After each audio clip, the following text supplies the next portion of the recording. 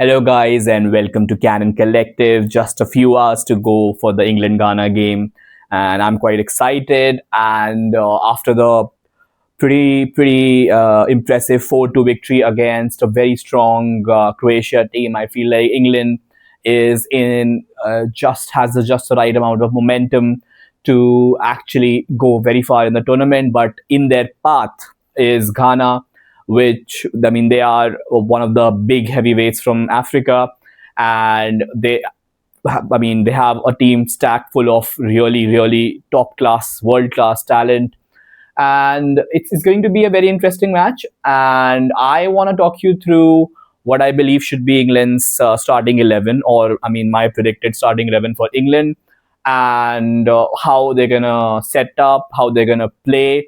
And I'm gonna also briefly touch upon what I feel Ghana's lineup is going to be like, what are the injury concerns, and I mean the whole of it.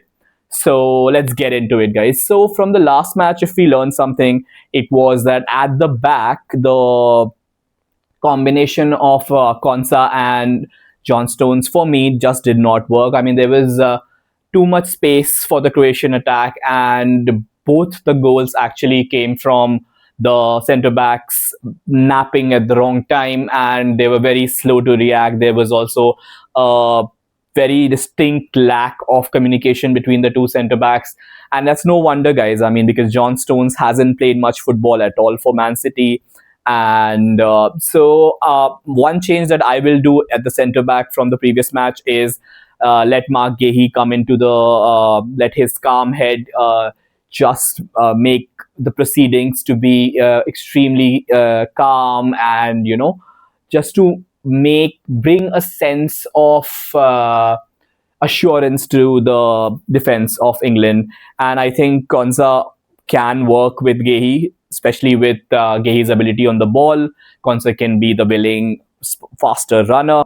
For the left back and the right back position, I feel like Reece James and Nico O'Reilly both should continue in this match as well. Although their performance as well in the first half was less than assured, but I mean, guys, I mean, Reece James is pure quality. His ability on the ball, his passing. I mean, he can play as any. He is a proper footballer. He can play in any part of the pitch. So Reece James for me stays. Nico O'Reilly, very similarly, he is a great footballer. Maybe not a great fullback, but I mean, his ability on the ball and his runs and his athleticism, I mean, they all make him a sure pick for the Ghana game as well. Especially because I feel like he grew immensely into the match as especially in the second half. In the midfield, no tinkering needed from Tuchel. I mean, because Elliot Anderson and Declan Rice, I mean, they looked. I mean, there is something there, and I could see a building and budding partnership that can really take England far. And in front of them, I know before the Croatia match there was a lot of chatter for Morgan Rogers to start, but Jude Bellingham has shown what he's all about. I mean, if you can't find the space for your best player in your 11, then you will not go anywhere in a tournament. And I feel like Jude Bellingham has stamped his place in the starting 11 just ahead of Elliot and Rice, right in front of them. And in terms of the front three, I believe one change is absolutely necessary because Gordon was completely anonymous in the match. I mean, I don't remember a single run, any moment of consequence for him. He needs to go. I mean, how is he going to Barcelona? Is actually, I mean, what a scam for Barcelona. Imagine he is a successor to the Henrys and Etos of the world. I mean, that's just a joke. Yes, so Anthony Gordon needs to go, and I mean you have Rashford there, pure class. The goal that how well was that goal taken? And I feel Rashford on the left. We have our Captain Cool, Harry Kane in the middle, and on the right. Curiously, I would continue with Noni Madueke. I understand that we saw what difference Saka can make once he comes into the side, but he's still carrying a niggle. He's still carrying his injury. So I feel like his minutes need to be managed, and probably group stage is not when we really need him to be there.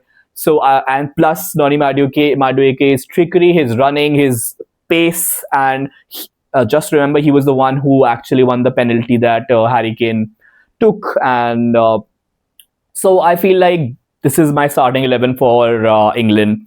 And in terms of my prediction, I will get to that after I speak about Ghana. So Ghana actually, guys, they did not really impress me in their first match against Panama, because you have to realize Panama is not really a footballing nation, and they were very plucky. They are one of the metal of Cape Verde and Curacao. I mean, they are here and they are here to grab a few points here and there, but they are not really a footballing nation.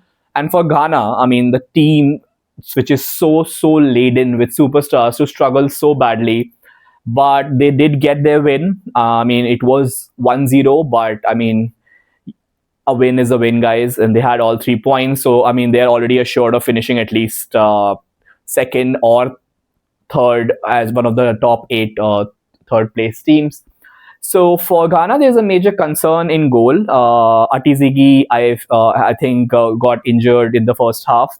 So I think he will not start. I mean, they're saying he's going to be out for 3 weeks. In his stead, I think there is Benjamin Asare, and I mean, from the chatter that I can see online, he is someone that people are not very confident about. So, I mean, we'll have to wait and watch.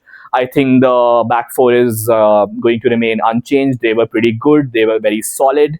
And one very important point to note, especially for England, and is a point of caution, is that Thomas Partey is back. He had missed the Panama match, and his inclusion, guys, changes everything. He's a world-class player. His ability on the ball and his interceptions and the way he shields the back four, I mean, he is a game changer here. So his experience, his composure, and his defensive screening will be quite crucial against a very effervescent England attack. And as you know, they have Anton Semenyo. I mean, he was one of the standout players in the Premier League last season. So, I mean, he always carries a threat, although he always looks like a shadow of the player that he is for his country. But with players of this quality, you never know. There can be just one moment of magic and they can change the match. And the extremely experienced Jordan Ayew is going to lead the line. So it is a very good team. There's a very good mix of experience and, if not youth, some players in their peak. So I feel like my main for Ghana's, the main things are going to be Partey's ability to screen the back line, and I'm also very interested in the backup goalkeeper and how he does. Maybe that can be an opportunity for England to exploit. And my prediction for the match is 2-0 to England. And so yeah, that's my prediction for the match. And what are your predictions? Let me know in the comments and let the match begin. I'll see you in the next one.